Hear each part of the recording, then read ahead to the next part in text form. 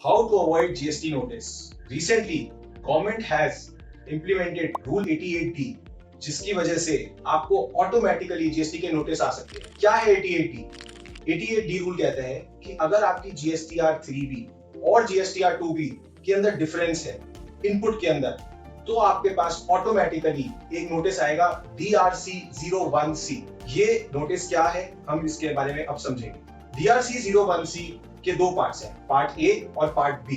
GSTR 3B क्या होता है? GSTR 3B एक समरी रिटर्न है जिसमें इनपुट और आउटपुट दोनों के समरी देते हैं, और GSTR 2B जितना हमारा इनपुट होता है उसकी समरी दिखाता है। तो अगर आपने GSTR 3B और GSTR 2B इन दोनों के अंदर ज्यादा इनपुट क्लेम कर लिया है, तो आपके पास ये नोटिस आएगा पार्ट ए के अंदर, और इसका आपको रिप्लाई फाइल करना है within 7 working days in part B, जिसके अंदर आपको ये बताना है कि वो डिफरेंस क्यों है।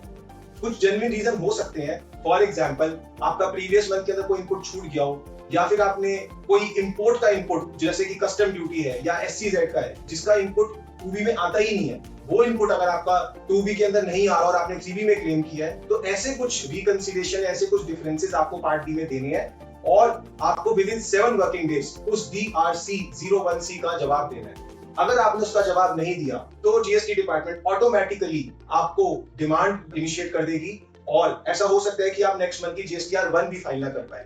सो इसलिए गाइस, आप अपना पोर्टल रेगुलरली चेक करते रहिए, अपने नोटिस टैब में देखते रहिए, और जैसे ही आपका DRC 01C इशू हो, आप उसको रिप्लाई करिए टाइमली। अदरवाइज आपके नोटिस आते रहेंगे और रिकवरी प्रोसीडिंग्स होती रहेगी। For more such updates, follow starts.